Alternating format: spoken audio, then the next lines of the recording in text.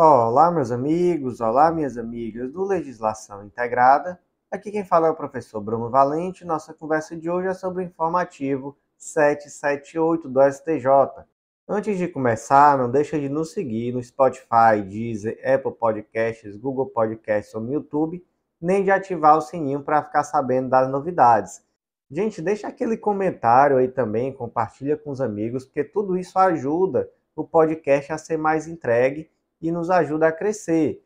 Não deixa também de nos seguir no Instagram, @legislação_integrada, onde todo dia tem novidade. E o mais importante de todos os convites, acesse nosso site legislaçãointegrada.com.br. Lá você vai conhecer a editora integrada, onde você pode publicar o seu manuscrito, seja ele uma tese, uma dissertação, uma monografia, algum livro que você escreveu aí no decorrer da sua vida. Você também vai conhecer o Mapa do Aprovado, esse curso que te ensina a organizar teu plano de estudo de uma forma bem estratégica e com muita autonomia, sem depender de mentor, de coach, aquilo que você precisa para organizar todas as etapas do teu estudo de forma estratégica e organizada. E por último, o Clube da Lei, esse clube de membros que dá acesso a todos os materiais de lei seca e jurisprudência do Legislação Integrada e a mais de 100 planos de leitura. Tudo que você precisa para um estudo completo, atualizado e organizado de lei seca e jurisprudência. Então, meus amigos, sem mais delongas, vamos para o primeiro julgado do dia. O primeiro julgado de hoje é da Corte Especial do STJ, foi inserido no Código de Processo Civil e o destaque ficou da seguinte forma: não há prorrogação do término do prazo recursal se ocorrer eventual indisponibilidade do sistema eletrônico do tribunal no curso do período da interposição do recurso. Vamos lá, gente. Prazo no processo civil brasileiro. O CPC de 2015 trouxe muita novidade sobre o tema. Então, por exemplo, a questão da contagem do prazo em dias úteis, a questão da prorrogação do termo inicial do prazo do recurso, quando esse primeiro dia do prazo ele cai em um dia que o expediente forense é iniciado depois do horário normal ou encerrado antes. Isso daí, esse ponto é uma novidade muito importante, porque no CPC de 73 não era assim. Só havia a prorrogação do prazo quando o termo final do recurso ele caía em um dia que o expediente encerrava antes ou começava depois. Se isso acontecesse em qualquer outro dia, era irrelevante. No CPC de 2015, isso passa a ser relevante tanto no dia de início quanto no dia de final. Se for algum dia no intermédio, aí realmente continua sendo irrelevante. E o julgado, gente, trata de uma situação que é muito semelhante, que é quando ocorre indisponibilidade do sistema eletrônico. E aí, o que você precisa ter em mente? Quando que a indisponibilidade do sistema eletrônico vai interferir no prazo? Quando ela ocorrer no dia do termo inicial do prazo ou quando ela ocorrer no dia do termo final do prazo. Quando ela ocorrer nesse intermédio, por exemplo, o prazo é de 15 dias. Se ela ocorreu no dia 12, isso é indiferente. Se ela ocorreu no dia 13, isso é indiferente. Se ela ocorreu no 15º dia do prazo, aí tudo bem. Aí o prazo prorroga para o 16º dia. Se ela ocorreu no primeiro dia do prazo, aí de fato esse primeiro dia não vai contar, o prazo só vai iniciar no dia subsequente. Então é basicamente isso. Tenha isso em mente que você não erra. O BO aconteceu no primeiro ou no último dia do prazo. Qual foi o BO? Foi um dia que o expediente forense começou depois do horário ou terminou antes. Foi uma questão de indisponibilidade do sistema. No primeiro ou no último dia do prazo. Vai prorrogar o prazo? Vai. Não, isso aconteceu em qualquer outro dia. Aí não muda nada, tá? Não muda nada. Aconteceu no intermédio, não há nenhuma relevância jurídica. Então, como é que fica o destaque? Não há prorrogação do término do prazo recursal se ocorreu eventual indisponibilidade do sistema eletrônico no tribunal no curso do período para interposição do recurso. Próximo julgado do dia da primeira sessão do STJ também foi inserido no Código de Processo Civil destaque da seguinte forma: argumentos em obter dictum não se prestam a caracterizar divergência jurisprudencial para fins de embargo de divergência. Vamos lá. Primeiro ponto. O que raios é obter dictum? Gente, Obter dictum é aquele argumento que não é central na decisão. Então, a diferenciação aqui é entre ratio decidendi, que é a razão de decidir, que é aquele argumento central utilizado na decisão, e obter dictum, que é aquele argumento que ele não é central. Ele é um argumento que ele vem ali para ressaltar um ponto ou outro, é algo que fortalece a tese, mas não é central. Certo, primeiro ponto, entendi. E embargo de divergência, professor, quando é que cabe esse recurso? Ele está previsto no artigo 1043 e ele é um recurso que tem por objetivo desfazer a divergência jurisprudencial entre órgãos fracionários. Então, imagina, por exemplo, que a primeira e a segunda turma do STJ têm uma divergência jurisprudencial. Então, nesse caso, é possível embargo de divergência e a seção vai julgar e vai unificar esse entendimento.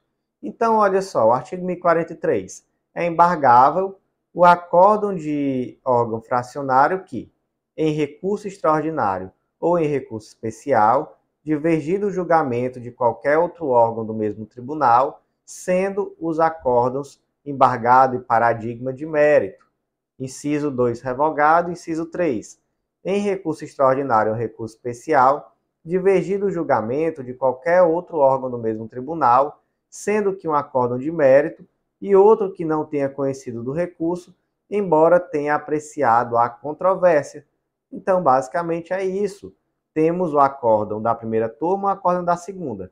Um diz uma coisa, o outro diz outra, totalmente contrária. Aí você chega na sessão do STJ e diz, ei, primeira sessão do STJ, tá desmantelado aqui esse negócio, unifica.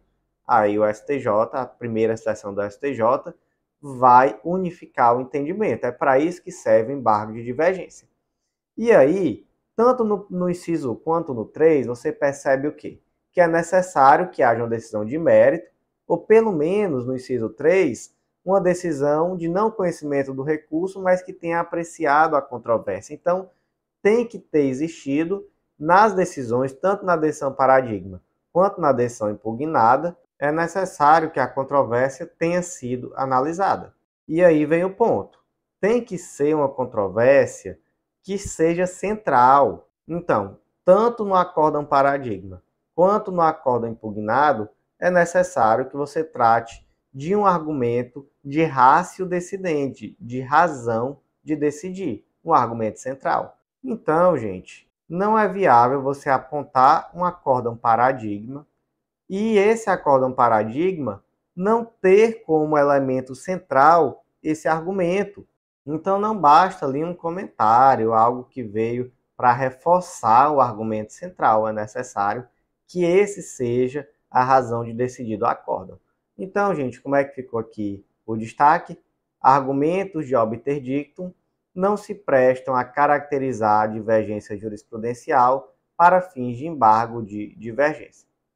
Próximo julgado do dia é da terceira sessão do STJ, foi inserido no Código de Processo Penal destaque da seguinte forma: compete ao Tribunal do Júri Federal julgar causa na qual a demonstração de interesse federal específico em relação ao crime doloso contra a vida ou quando há conexão deste com o crime federal.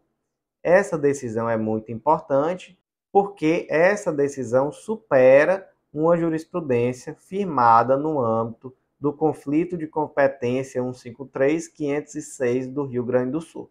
Vamos lá, caso concreto. O Joãozinho e o Pedrinho foram surpreendidos pela Polícia Federal cometendo um crime de contrabando. E aí esse crime de competência da Justiça Federal. Acontece que quando eles foram surpreendidos, eles tentaram fugir, trocaram um tiro com a polícia e mataram um policial e quase mataram outro. Então teve um homicídio consumado e uma tentativa.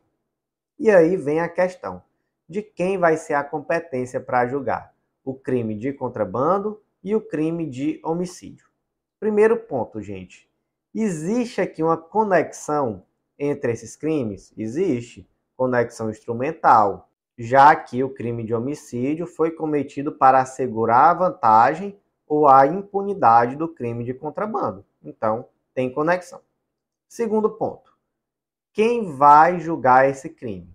a Justiça Estadual ou a Justiça Federal, ou ainda vai haver o desmembramento e a Justiça Federal vai julgar o contrabando e a estadual, no caso o Tribunal de Júri Estadual, vai julgar o homicídio. Como é que fica esse negócio? Lá no conflito de competência 153-306 do Rio Grande do Sul, julgado em 2017, desculpa, o STJ, que no caso foi aqui também a terceira sessão, trouxe o entendimento que nesse caso era necessário aplicar o artigo 78, inciso 2, a linha A do Código de Processo Penal, que diz que na determinação da competência por conexão ou continência serão observadas as seguintes regras. 2.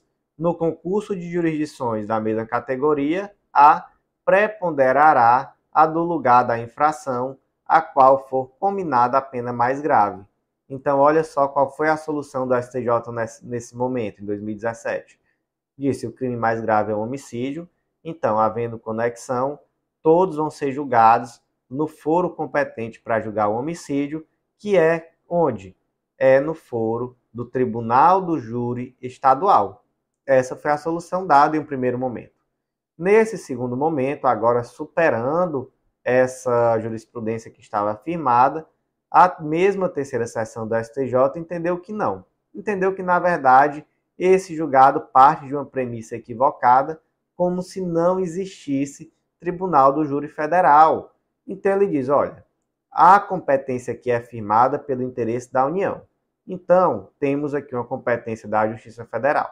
Houve um crime conexo, uma conexão instrumental com crime de homicídio, e esse crime de homicídio vai ser julgado onde? No Tribunal do Júri Federal. E o contrabando vai ser julgado também pela Justiça Federal. Inclusive, aplica-se aqui a súmula 122 do STJ.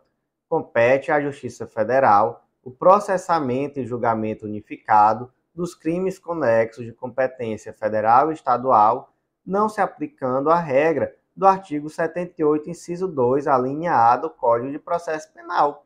Então, competência de quem? Da Justiça Federal. Mas, como é um crime doloso contra a vida, vai ser um júri na Justiça Federal, tudo certinho. E no final, o julgado ainda diz o seguinte, olha, mesmo que se reconhecesse o julgamento pelo Tribunal do Júri Estadual, seria necessário desmembrar, e aqui o crime de contrabando teria que ser julgado pela Justiça Federal. Não era possível que a Justiça Estadual julgasse o crime de contrabando, já que a competência para esse era da Federal. Então, gente, como é que ficou aqui o destaque?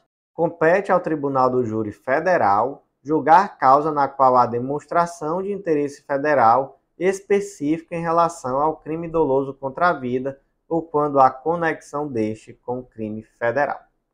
Próximo julgado do dia da primeira turma do STJ foi inserido na Lei 8.112 de 90, Lei dos Agentes Públicos, destaque da seguinte forma: é prescindível, ou seja, é dispensável, a exigência de avaliação de desempenho para a ascensão funcional de servidores no período em que estiverem afastados do cargo para exercício de mandato eletivo federal. Vamos lá, gente. Primeiro ponto. Vamos diferenciar progressão de promoção. Por que que isso é relevante?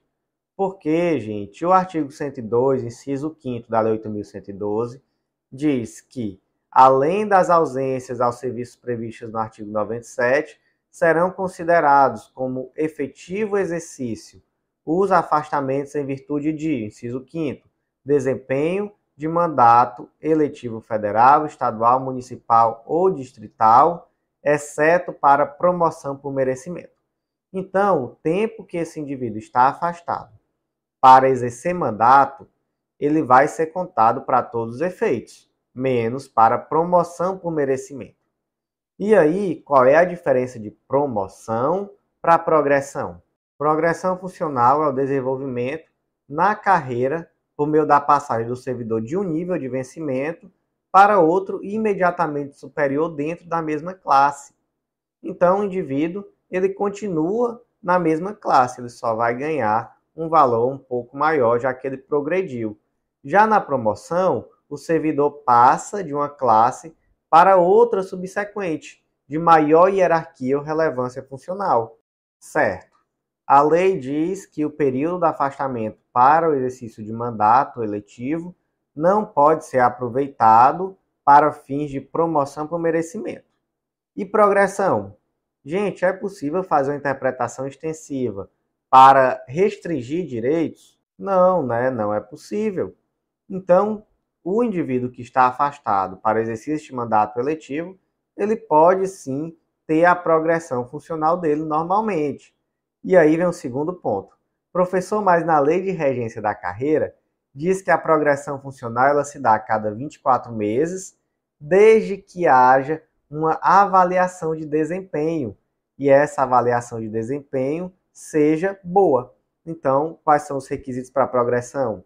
Aqui na lei de regência dessa categoria específica, 24 meses de exercício e avaliação de desempenho boa. Só que o indivíduo está afastado, como é que ele tem avaliação de desempenho? Não tem como ter, né? E aí ele vai deixar de ter o direito à progressão funcional? Não, ele não vai. Então, nesse caso, se o indivíduo está afastado para o exercício de mandato eletivo, ele não tem como ter avaliação de desempenho. Então, esse requisito ele não vai ser necessário. Bastará, então, os 24 meses de exercício. E é por isso, gente, que o destaque ficou como? Ficou da seguinte forma: é dispensável a exigência de avaliação de desempenho para a ascensão funcional de servidor no período em que ele estiver afastado do cargo para exercício de mandato eletivo federal. Próximo destaque do dia, inserido na Lei Candir, que trata do ICMS, é a Lei Complementar 87 de 96, destaque da seguinte forma: o adicional de bandeira tarifária deve integrar a base de cálculo do ICMS por se correlacionar na definição do valor da operação, quando da apuração do consumo de energia elétrica pelos usuários do sistema. Então, gente, vamos lá. Qual é a base de cálculo do ICMS aqui no consumo de energia elétrica? É o valor da operação. E aí, vamos lá, o que integra esse valor da operação? Bandeira tarifária integra? O que é a bandeira tarifária, professor? É um mecanismo que foi criado em 2015 e que o objetivo dele é repassar o custo real de geração de energia naquele momento específico. Então, temos a bandeira tarifária verde, que é aquela que não gera nenhum acréscimo, e temos a amarela, a vermelha de patamar 1 e a vermelha de patamar 2. Cada uma dessas bandeiras, quando aplicadas, ela vai gerar um acréscimo no custo da energia elétrica. Então, cada quilowatt-hora gasto vai ter um valor adicional, certo? E aí, isso integra o tal do valor da operação? Integra. A resposta é sim, integra. Então, se você tem um acréscimo de 9 centavos para cada quilowatt-hora, porque a bandeira tarifária do momento é a vermelha patamar 2, esse valor, esse acréscimo, ele ainda vai ser também tributado. Então, incide também sobre esse acréscimo o ICMS. Basicamente é isso, o custo da operação, ele engloba também a bandeira tarifária, e é por isso que o destaque ficou da seguinte forma: o adicional de bandeira tarifária deve integrar a base de cálculo do ICMS por correlacionar-se na definição do valor da operação quando da apuração do consumo de energia elétrica pelos usuários do sistema. O próximo julgado é da segunda turma do STJ, foi inserido no Código de Processo Civil o destaque da seguinte forma: o ato judicial que determina o sobrestamento e o retorno dos autos à corte de origem, a fim de que se exerça o juízo de retratação/conformação, conforme o artigo 1040 e 1041 do CPC, não possui carga decisória e, por isso, constitui provimento irrecorrível. Gente, vamos entender aqui essa situação. Aqui estamos em um contexto de julgado de recurso especial repetitivo. Vamos para um caso concreto que eu acho que vai ficar mais fácil de entender. A empresa X propôs uma ação e essa ação está, no momento, em fase recursal perante o Tribunal de Justiça do Estado. Foi proferido um acórdão e a empresa X interpôs um recurso especial. Só que nesse meio tempo, o tema foi afetado para julgamento de recurso especial repetitivo e esse processo específico da empresa X foi suspenso. Por quê? Porque o STJ vai fixar aqui uma tese repetitiva sobre o tema e aí o processo dele vai ficar suspenso até essa tese ser fixada. Certo. A tese foi definida, a ação voltou a tramitar. E aí vocês lembram que a empresa X chegou a interpor um recurso especial? Esses autos, com o recurso especial, foram remetidos ao STJ. Aí o ministro relator, ele pegou no processo e ele disse, não, calma aí, a corte local não se manifestou sobre a tese que foi definida. Então, antes desse processo chegar aqui no STJ, a corte local precisa fazer o juízo de retratação ou de conformação no sentido de verificar se seria ou não aplicável a tese fixada aqui pelo STJ. Onde é que isso está previsto, professor? Lá nos artigos 1040 e 1041 do STJ. Então, veja só, tem um recurso especial. Acabou de ser fixada uma tese repetitiva. O processo que estava suspenso voltou a andar. Antes de remeter os autos ao STJ, o Tribunal ACO ele deve exercer o juízo de retratação / conformação. Então, ele deve verificar, calma aí, aqui se aplica essa tese. Eu julguei inicialmente sentido contrato. Então, eu vou me retratar e eu vou aqui aplicar a tese. Aí ele pode ver, mas determinado ponto ainda não foi solucionado. Então, em relação a esse ponto, o recurso pode subir. Mas aí, o Tribunal ACO não fez isso. O processo chegou ao ministro do STJ. O que o ministro disse? Volta e exerce o juízo de retratação. E só devolve para mim se for necessário. Acontece que a empresa X não gostou dessa decisão do ministro e aí por isso ela interpôs um agravo interno. É possível que esse agravo interno seja processado e julgado? Não. Por quê? Porque essa decisão do ministro não tem carga decisória, é uma decisão irrecorrível. Então, gente, como é que ficou aqui o destaque? O ato judicial que determina o sobrestamento e o retorno dos autos à corte de origem a fim de que se exerça o juízo de retratação / conformação, não possui carga decisória e, por isso, constitui provimento irrecorrível. Próximo julgado do dia da terceira turma do STJ foi inserido também no Código de Processo Civil, destaque da seguinte forma: em consonância com o princípio da cooperação processual, é indispensável ao reconhecimento da deserção que o juiz intime a parte a regularizar o processo, especificando qual equívoco deverá ser sanado. Gente, vamos para o caso concreto porque ele é um pouco assustador. É assustadora a decisão do STJ e é extremamente pior a decisão do juiz, mas vamos lá. A empresa A propôs duas ações, essas duas ações eram conexas, e aí as duas ações tiveram sentença. O que a empresa fez? Ela foi recorrer. E aí ela protocolou os dois recursos, mas por um equívoco, ela juntou as custas do processo B no processo A. Então ela juntou errado as custas. E aí, no mesmo dia, ela verificou o equívoco. E aí ela peticionou informando, excelência, juntei errado aqui as custas, essas custas são referentes a outro processo, mas está aqui as custas corretas. Também paguei, tá aqui tudo certinho. E olha só, isso no mesmo dia, de forma espontânea. Ele não foi intimado, não. Ele percebeu o equívoco e ele já de imediato juntou as custas corretas com o comprovante de pagamento. O que o juiz fez? O juiz julgou que o recurso era deserto porque não houve comprovação do preparo no ato de interposição do recurso. E como a comprovação foi feita a destempo, ou seja, foi feita depois do momento, deveria ter sido feito o recolhimento em dobro. Como não foi feito esse recolhimento em dobro, não caberia mais ao juiz intimar a parte a regularizar, complementando esse recolhimento e, portanto, o recurso era deserto. Qual foi a lógica aqui?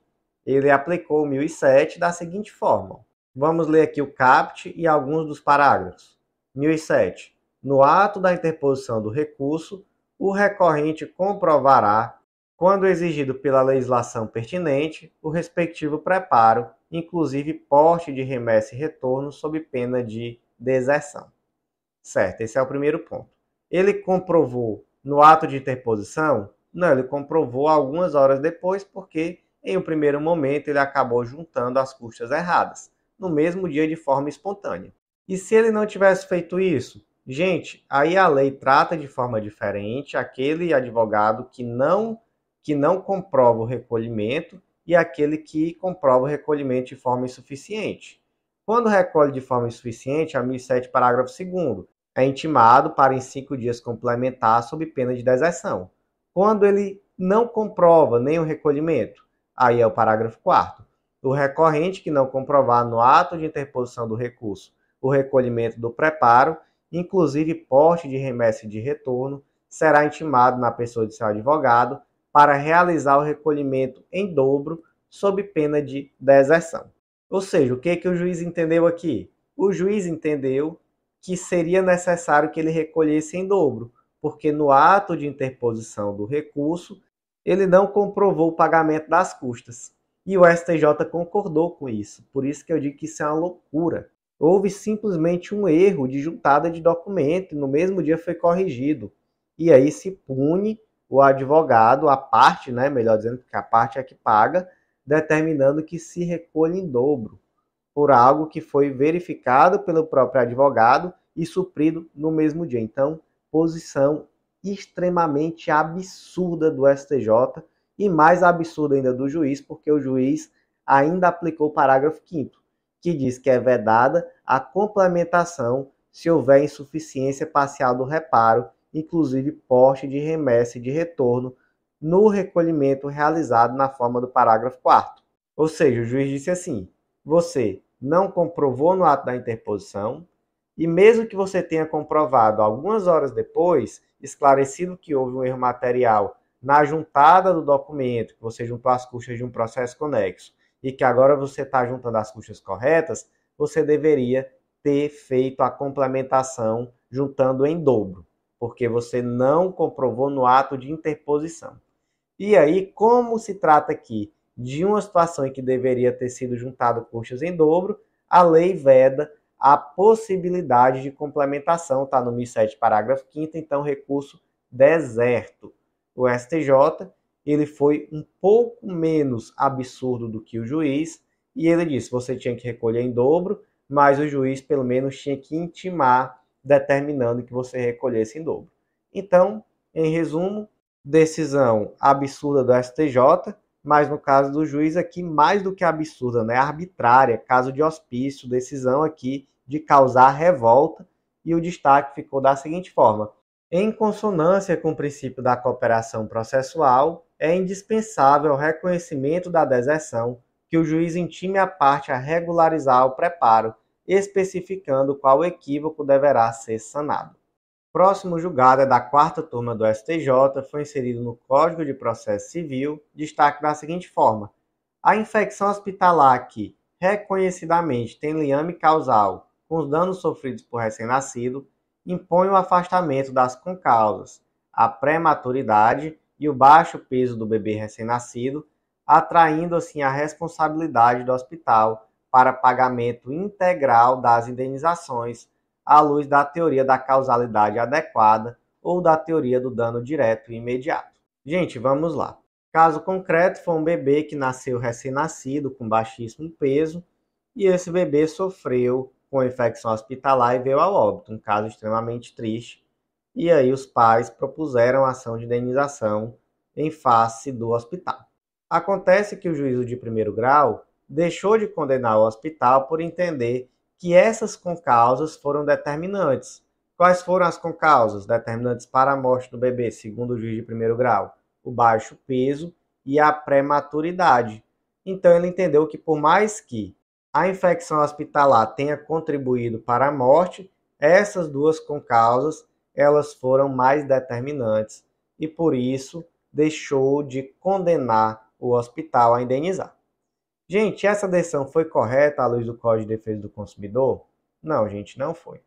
Porque como é que funciona a responsabilidade civil do fornecedor? Artigo 14 do CDC. O fornecedor de serviço responde, independentemente da existência de culpa, pela reparação dos danos causados aos consumidores por defeitos relativos à prestação do serviço, bem como por informações insuficientes ou inadequadas para sua fruição e risco. Certo? Então, independentemente de culpa, ele vai responder pelos danos causados. Qual foi o dano causado aqui? Foi a morte do bebê. E qual foi o motivo? Foi um defeito na prestação de serviço que ocasionou uma infecção hospitalar. Certo? Quando que o fornecedor não vai ser responsabilizado? Está lá no parágrafo 3º. O fornecedor de serviço só não será responsabilizado quando provar que, tendo prestado o serviço, o defeito inexiste e que a culpa é exclusiva do consumidor de terceiro. Então, veja só. O hospital provou que não existiu defeito? Não, tanto é que, de fato, está provado que houve infecção hospitalar. Segundo, houve culpa exclusiva do consumidor, do terceiro. E nesse caso aqui você pode até ler assim, houve uma concausa totalmente independente que por si só produziu o resultado? Essa é a pergunta que deve ser feita. E é por isso, gente, que o Código de Defesa do Consumidor, ele adota a teoria da causalidade adequada ou a teoria do dano direto e imediato, que são teorias que são muito semelhantes entre si. E para essas duas teorias, se existe uma causalidade entre o fato e o dano, então temos aqui uma causalidade entre o defeito, que foi a infecção hospitalar, e a morte, em todo caso, deverá existir sim o dever de indenizar, ainda que você possa, em alguma medida, reduzir o valor do dano. Então você pode dizer, olha, não foi totalmente culpa, porque de fato a criança ela era prematura, ela tinha baixo peso, então ela estava ali em uma situação muito vulnerável, então podemos aqui atenuar a responsabilidade do hospital, mas apagar a responsabilidade, excluir a responsabilidade de forma alguma. Porque, gente, o que exclui a responsabilidade aqui no direito do consumidor é tão somente aquele ato exclusivo de terceiro ou do consumidor. E o STJ entendeu que o juízo de primeiro grau deixou de aplicar a teoria da causalidade adequada ou mesmo a teoria do dano direto e imediato para aplicar aqui a teoria da conditio sine qua non ou da equivalência dos antecedentes, que é uma teoria que é aplicada no Código Penal. E nessa teoria não há distinção entre causa e condição, de forma que tudo aquilo que contribui para a ocorrência gera responsabilidade penal. Então não é essa a teoria aplicada aqui no Código de Defesa do Consumidor. Basta você ter em mente o quê? Que para excluir a responsabilidade do fornecedor é necessário que aquela concausa ela por si só tenha produzido o resultado. É aquela situação de culpa exclusiva da vítima ou de terceiro. Se foi algo que simplesmente contribuiu, não é possível excluir a responsabilidade. Então, não há dúvidas aqui de que a causa da morte foi a infecção hospitalar. Então, sendo assim, não há como excluir a responsabilidade. Destaque da seguinte forma: a infecção hospitalar aqui, reconhecidamente, tem liame causal com os danos sofridos por recém-nascido, impõe o afastamento das concausas, prematuridade, baixo peso do bebê recém-nascido, atraindo assim a responsabilidade do hospital pelo pagamento integral das indenizações à luz da teoria da causalidade adequada ou mesmo da teoria do dano direto e imediato. O último julgado de hoje é da 5ª turma do STJ, foi inserido na Constituição Federal e o destaque ficou da seguinte forma: a confissão do réu por si só não autoriza a entrada dos policiais em seu domicílio, sendo necessário que a permissão conferida de forma livre e voluntária pelo morador seja registrada pela autoridade policial por escrito ou em áudio e vídeo. Gente, tema aqui que dá muita polêmica, mas que já foi afirmado e reafirmado tanto pelo STJ quanto pelo STF, a questão do ingresso em domicílio. O que a Constituição diz? Que a casa é asilo inviolável do indivíduo, ninguém nela podendo penetrar sem consentimento do morador, salvo em caso de flagrante delito ou desastre, ou para prestar socorro, ou durante o dia por determinação judicial. E aí vem aquela questão, caso de flagrante delito, vem aquela discussão sobre os crimes permanentes, como é o caso do tráfico de drogas, porque nesse caso você tem um flagrante permanente, já que o crime é permanente. Então existia aí uma interpretação de que a qualquer momento era possível ingressar no domicílio. Essa não é a posição do STF e do STJ hoje, que exigem que seja demonstrado o motivo pelo qual é necessário o ingresso naquele momento. Não é possível, então, por exemplo, esperar uma ordem judicial para tanto. Mas aí, como uma forma de driblar isso, os policiais acabam afirmando muitas vezes que foram autorizados a ingressar em domicílio. Então, eles dizem: não, nós não invadimos. O dono da casa, ali, o proprietário, autorizou. E aí, por conta disso, por essa narrativa não ser muito crível, de alguém ter drogas em casa e autorizar simplesmente por livre e espontânea vontade a polícia entrar, o STF chegou inclusive a fixar uma tese, que é o tema 280, tese de repercussão geral, afirmando essa necessidade de autorização por escrito, com testemunhas, ou autorização registrada em áudio e vídeo. Então, como é que ficou aqui a tese 208?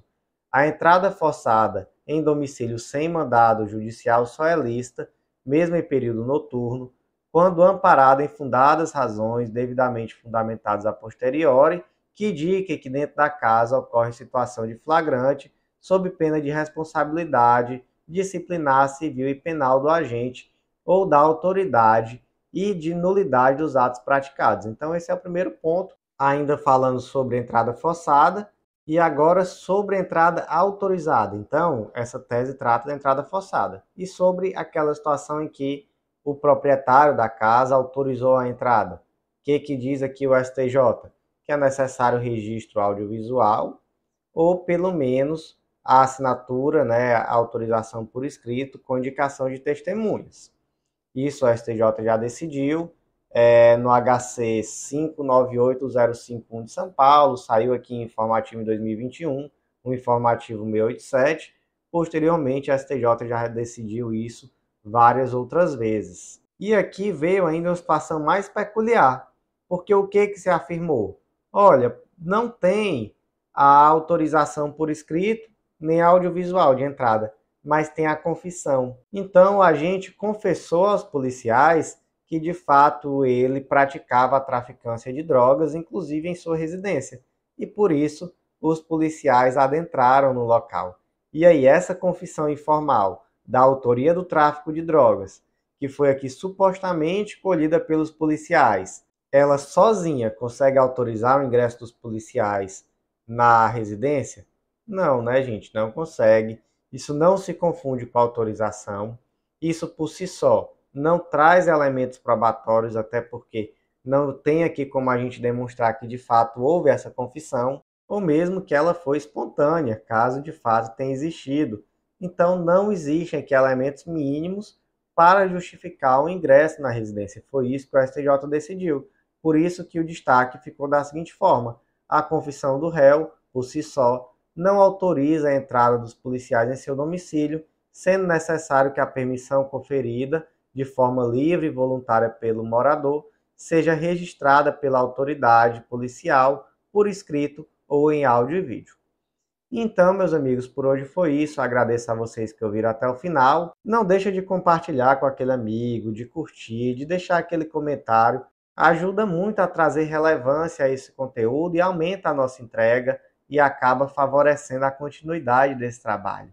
Não deixa também, gente, de acessar nosso site, conhecer a editora integrada, o mapa do aprovado e vir fazer parte do Clube da Lei, esse clube de membros que te dá acesso a todas as leis integradas, que são leis que integram legislação e jurisprudência de uma forma muito contextualizada, semanalmente atualizados os arquivos, e você ainda tem acesso a todos os planos de leitura, mais de 100 hoje, inclusive aos planos focados em editais que vão sendo adicionados no decorrer da assinatura. Então, tudo que você precisa para um estudo completo, atualizado e organizado de lei seca e jurisprudência. Aguardo vocês, gente, tanto no nosso próximo podcast, quanto no Clube da Lei. Até lá!